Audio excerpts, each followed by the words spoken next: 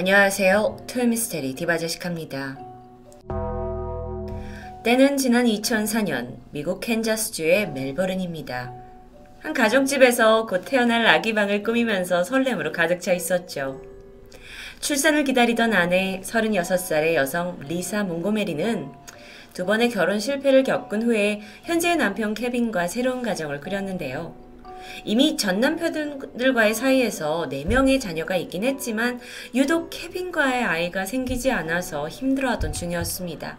그러던 어느 날 마침내 임신에 성공했어요. 그래서 너무 좋아서 이웃을 포함한 만나는 모든 사람들한테 임신했다고 하면서 기쁨을 숨기지 않았죠. 일찌감치 기저귀와 아기용품을 구매하고 아이방을 꾸며놓으면서 심혈을 기울이고 있었습니다. 그런데 이상한 일이 있어요. 출산 예정일이 다가와도 배가 전혀 불러오지 않는 겁니다. 그리고 머지않아 몽고메리는 충격적인 사실을 깨닫는데 그건 바로 너무도 허무하게 지난 9개월 동안 상상 임신 상태였다라는 걸 알게 된 거죠. 그렇게 오랜 시간 착각하는 게 가능한가 싶지만 어쩌면 너무도 강력히 임신을 원했기 때문에 그녀조차 현실을 부정하고 임신을 굳게 믿었던 건 아닐까요? 그게 어느 정도였냐면요. 몽고메리는 이 배에 부담이 가지 않아야 한다면서 항상 임산부들이 입는 배기 바지를 입고 다녔고요. 실제로 종종 입덧하는 모습도 보였고요. 그러다 보니 남편 역시 전혀 의심할 여지가 없었습니다. 병원도 정기적으로 갔고요. 하지만 9개월 만에 진실을 마주한 몽고메리는 초조해지기 시작했어요. 정확히 말하면 있는 줄 알았던 아기가 없다라는 사실보다는 주변 사람들한테 내가 다 임신했다고 거짓말을 했다라는 게 들통난 게 두려웠습니다. 그리고 이 상황을 모면하기 위해 아주 엽기적인 계획을 세우기 시작하죠. 그 시작은 온라인에서 알게 된 바비 조 스티넷이라는 이름의 여성으로부터 시작됩니다. 이 미주리주에 살고 있던 바비는 강아지를 키우고 있던 23살의 만삭 임산부였어요. 바비는 온라인 사이트에 새끼 강아지를 분양한다는 글을 올렸는데 우연히 이 글을 본 몽고메리는 계획적으로 그녀에게 접근했죠. 채팅을 막 하면서 바비가 만삭 임산부라는 걸 확인했고 몽고메리는 가명을 써요. 내 이름이 델런 피셔라고. 그러면서 나는 굉장히 강아지 애호가다. 대화를 이어갑니다. 강아지를 분양받고 싶다. 내가 너희 집에 찾아가겠다. 바비는 흔쾌히 제안을 수락했고 몽고메리는 집으로부터 약 200마일 그러니까 320km나 떨어진 바비의 집으로 향했습니다. 그녀의 목적은 물론 강아지가 아니었죠.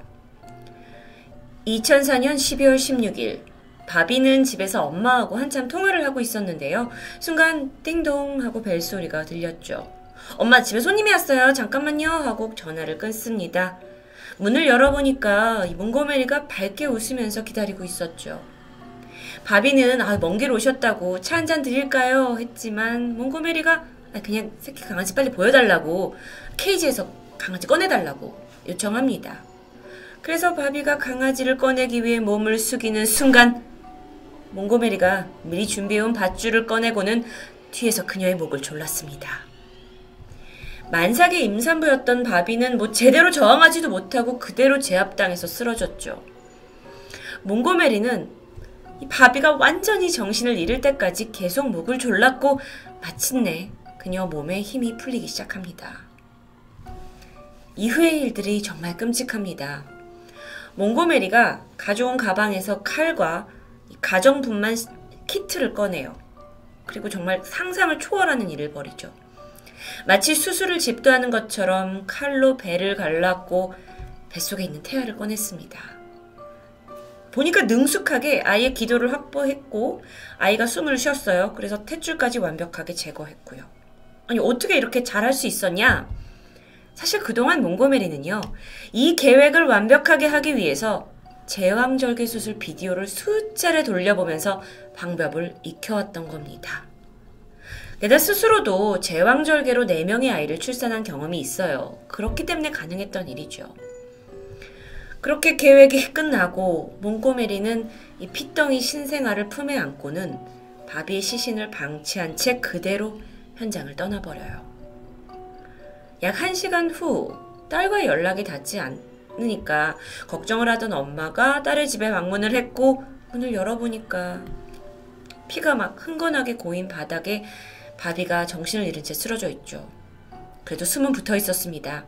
엄마가 당장에는 이게 지금 어떤 상황인지 모르잖아요. 그래서 911에 신고를 했고 구급대원에게 이렇게 말하죠. 딸의 배가 폭발한 것 같아요. 현장에 수사팀이 도착했습니다. 그리고 그들조차 이 끔찍한 모습에 경악을 금치 못했는데요. 정말 육안으로 봤을 때는 이 바비의 배가 폭발한 듯 보였어요. 그 정도로 끔찍했죠. 근데 여기서 더 안타까운 게 바비는 배에서 태아가 적출된 이후에도 의식이 남아있는 상태였다는 겁니다. 어쨌든 구급대원들이 와서 인근 병원으로 옮겨졌는데 안타깝게도 과다출혈로 끝내 사망하고 말았죠.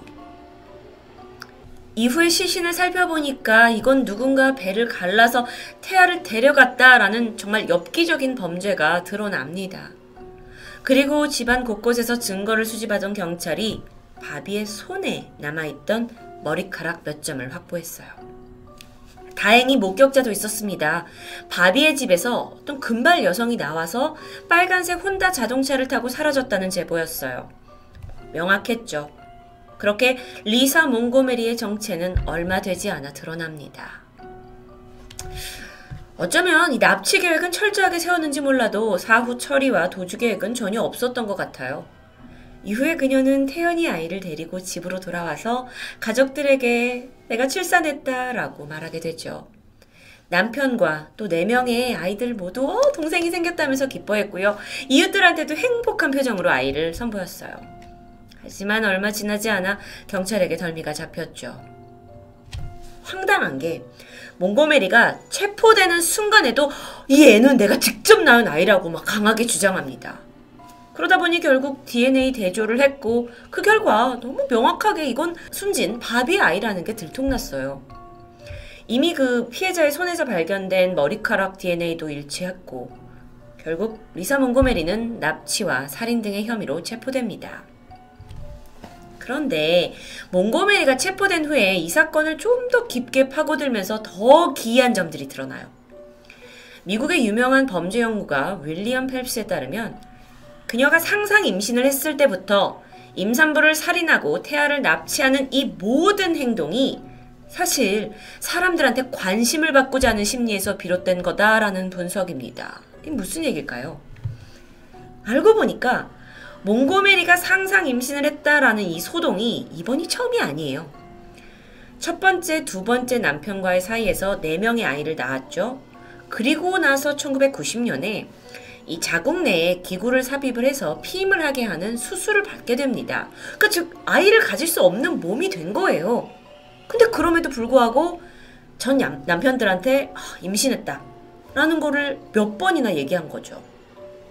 그리고 새롭게 이제 결혼한 3번째 남편 케빈은 아내가 불임의 몸이다라는 것조차 알지 못했습니다. 임신했다 그러니까 같이 좋아했고 9개월 동안 아내가 막 병원까지 왔다 갔다 하면서 임산부처럼 행동을 하니까 초의 의심도 하지 못했던 겁니다. 그렇다면 그녀는 도대체 왜 이렇게 임신에 집착하는 걸까요? 몽고메리의 주장에 따르면 어린 시절부터 양아버지한테 성적 학대를 당했다고 말해요. 하지만 그 당시에 이런 피해 사실을 얘기해도 아무도 들어주지 않고 이때부터 그녀가 거짓말을 시작한 것으로 추정이 되죠. 그러니까 사람들이 내 이야기에 좀 더 집중을 하게 하기 위해서 점점 더 자극적인 거짓말을 이어갔던 겁니다. 10대에서부터 30대까지 그녀는 계속 많은 거짓말들을 해왔어요.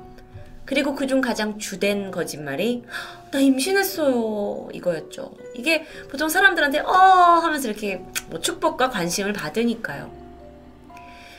자, 여기에 근거해서 몽고메리의 변호단 측은 그녀가 심한 우울증에 경계성 인격 장애 그리고 어린 시절도 불우했고 그래서 그녀에게 형사 책임을 물을 수 없다라고 주장합니다. 심지어 몇 년 전에 리사 몽고메리가 머리에 심한 부상을 입은 적이 있는데 이때 뇌 손상이 발생했고 그로 인해 자신도 이 거짓말을 하면서 그걸 진실로 믿게 되는 정신 착란 상태에 빠졌다라고 주장하는데요. 그래서 빠져나가려는 거겠죠. 하지만 검찰의 의견은 달랐습니다. 이 재판에서 무엇보다도 중요한 건 그녀 스스로도 임신하지 않은 사실을 분명히 알고 있는 것 아니냐라는 주장이죠. 습관적인 거짓말쟁이니까요. 변호인이 머리 부상을 당했다? 아니 근데 이게 정신질환과 어떻게 연관이 됐는지 이걸 밝힐 수 없었습니다. 그리고 애초에 새로운 남편과 첫 아이를 임신했다고 했는데 어쩌면 이때부터 아예 아이를 어디선가 훔쳐와야겠다라는 이런 범행을 철저히 계획한 게 아니냐라고 검찰이 강력하게 주장했죠. 그렇다면 이건 처벌의 수위가 달라져야 하거든요. 결국 기나긴 재판 끝에 배심원단은 검찰의 손을 들어주었습니다. 그리고 2008년 4월 4일 판사는 그녀에게 사형을 선고하죠. 그런데요, 미국에서는 사형을 집행하는 경우가 거의 없었습니다. 그러다 보니 몽고메리 역시 텍사스에 있는 연방교도소에서 긴 시간 동안 수감 생활을 했죠. 근데 지난 2019년에 트럼프 행정부의 주도하에 미국에서 그동안 중단되었던 사형이 집행됩니다. 다시 재개됐어요. 그리고 사형수 명단이 공개됐는데 그중 유일하게 포함이 됐던 여성이 바로 리사 몽고메리였던 거죠. 미국에서 여성 사형수의 집행이 확정된 건 67년 만의 일이었습니다. 그리고 지난 2021년 1월 13일 새벽 1시 31분 인디애나주에 있는 미국 교도소에서 그녀의 사형이 집행되었습니다. 마지막 할 말이 있냐? 라는 질문에 그녀의 대답은 명료했어요. 아니요. 그렇게 몽고메리는 2021년 미국에서 최초로 처형된 여성 사형자로 기록됩니다. 그런데 잠깐 여기서 우리가 놓친 게 있습니다. 어쩌면 이 비극적인 사건 속에서 유일하게 다행이라고 느껴지는 점인데요. 몽고메리가 납치한 이 신생아, 바비의 아기는요, 무사히 가족의 품으로 돌아갔습니다. 검거 후에 아이가 친아버지에게로 돌아갔고 지금까지도 건강히 잘 자라고 있다고 해요. 한 여성의 불우한 어린 시절, 그리고 거기에서 비롯된 평생의 습관적인 거짓말, 그 거짓을 진실로 완성시키기 위한 살인과 납치까지. 67년 만에 사형대에 오른 리사 몽고메리를 보면서 인간은 어디까지 약해질 수 있는지 생각이 듭니다. 저의 미스테리 디바제시카였습니다.